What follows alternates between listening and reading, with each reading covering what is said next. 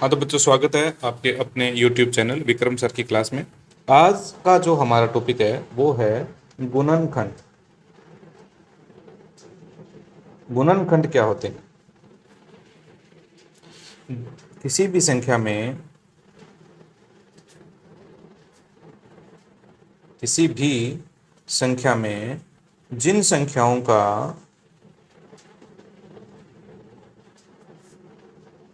पूरा पूरा भाग चला जाता है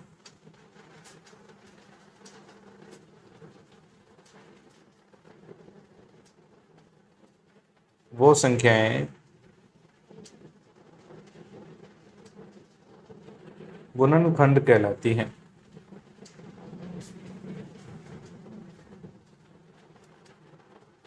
देखो, भाग देना तो आप सबको आता ही है। जैसे हम एक उदाहरण लेते हैं। एक संख्या है 10।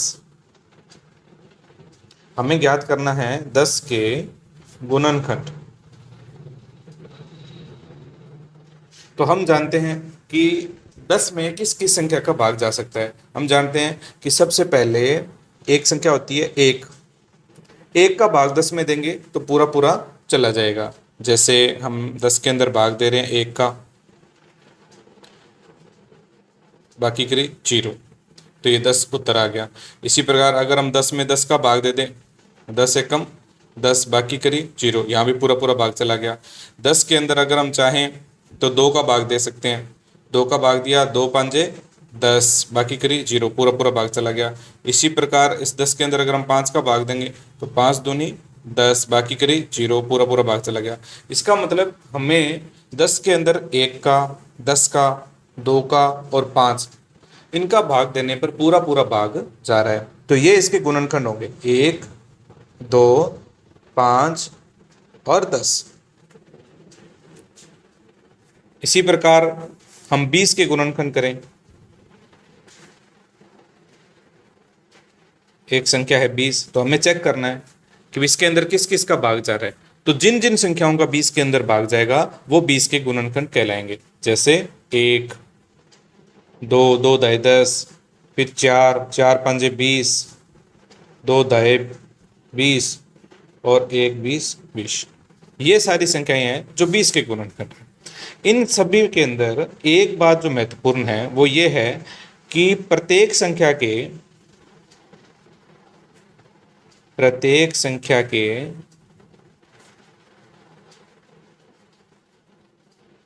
कम से कम 2 गुणनखंड अवश्य होते हैं। प्रत्येक संख्या के 2 गुणनखंड अवश्य होते हैं। और वो कौन कौन से होते हैं?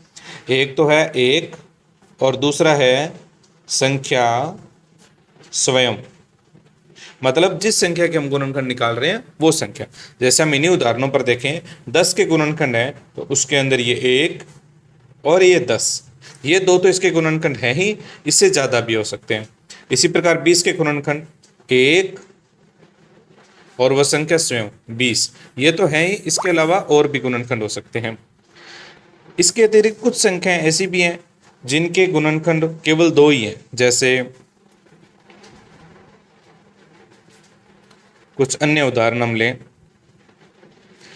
जैसे कोई संख्या है 5, 5 के गुणनखंड। अब देखो, हमें पहाड़े तो आते ही हैं।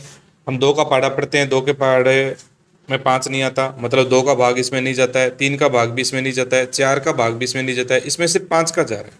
तो इसके गुणनखंड क्या होंगे? 1 और 5। इसी प्रकार यदि हम देखें 3 के गुणनखंड, तो 3 के गुणनखंड होंगे 1 और 3 केवल। इससे हमें क्या पता चल रहा है कि कुछ ऐसी संख्याएं हैं,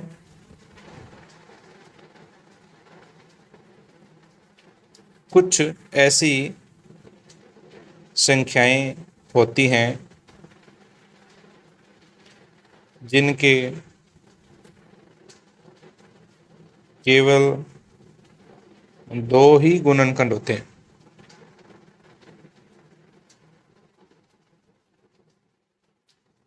इनके केवल 2 ही गुणनखंड है।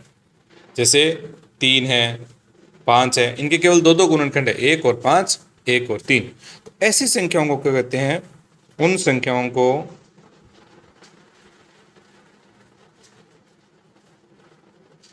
अभाज्य संख्याएं कहते हैं। अभाज्य संख्याएं कहते हैं। तो इस शब्द को हमेशा याद रखें, यह सबसे ज्यादा महत्वपूर्ण शब्द है और सबसे ज्यादा बार हमारे काम आएगा कि अभाज्य संख्याएं कौन सी होती है? ऐसी संख्याएं जिनके केवल केवल दो ही गुणनखंड होते हैं, दोनों अलग अलग होने चाहिए, दो ही गुणनखंड होते हैं और दोनों ही अलग अलग होने चाहिए। जैसे 5 है, 3 है। इसके अन्य उदाहरण, अभाज्य संख्याओं के उदाहरण जैसे 2, 3, 5, 7, 11, 13, 17, 19, 23, 29, 31, 37, 41, 43, 47, इस प्रकार ये संख्याएं चलती रहती हैं। इनकी क्या खास बात है? इन संख्याओं की सबसे बड़ी खास बात है कि इन संख्याओं के केवल दो ही गुणनखंड हैं। एक कौन कौन से हैं वो दो गुणनखंड? एक तो वो एक है और दूसरी वो संख्या स्वयं है। जैसे 2 के अगर हमें गुणनखंड निकालने हैं तो 2 के अंदर केवल दो ही संख्याओं का भाग जाएगा, 1 का और 2 का। 3 के गुणनखंड निकालने हैं तो इसे केवल दो ही गुणनखंड होंगे, 1 और 3। 5 के भी केवल दो ही गुणनखंड होंगे, 1 और 5। तो ये जो स्पेशल संख्याएं हैं जिन्हें केवल दो ही गुणनखंड होते हैं वो अभाज्य संख्याएं कहलाती है। तो फिर ये संख्याएं कौन सी हैं जिनके 2 से ज्यादा गुणनखंड है? तो 2 से ज्यादा गुणनखंड हो तो 2 से ज्यादा गुणनखंड वाली संख्याएं भाज्य संख्याएं कहलाती है। भाज्य संख्याएं कहलाती हैं। अगर इनके हम उदाहरणों की बात करें तो देखो 4 है, 4 हमने ऊपर एग्जाम्पल भी लिए हैं, 6, 8, 9, 10, 12, 14, 15, 16, इस प्रकार ये जो संख्याएं हैं इनके 2 से ज़्यादा गुणनखंड है। इसका मतलब इनमें 1 का भाग जाता है, 4 का भी भाग जा रहा है, मतलब वो संख्या खुद है उसका भी भाग जा रहा है। उसके अलावा जो ये संख्याएं ली हैं इनके अंदर उनके खुद के अलावा एक और संख्या है उसका भी भाग जाता है। बस एक चीज हमेशा ध्यान रखना है, क्या ध्यान रखने वाली बात है कि एक संख्या है जो न भाज्य है और न अभाज्य, न तो भाज्य ना अभाज्य। ये कौन सी संख्या है? ये एक स्पेशल संख्या है और उसका नाम है 1। और ऐसा क्यों है?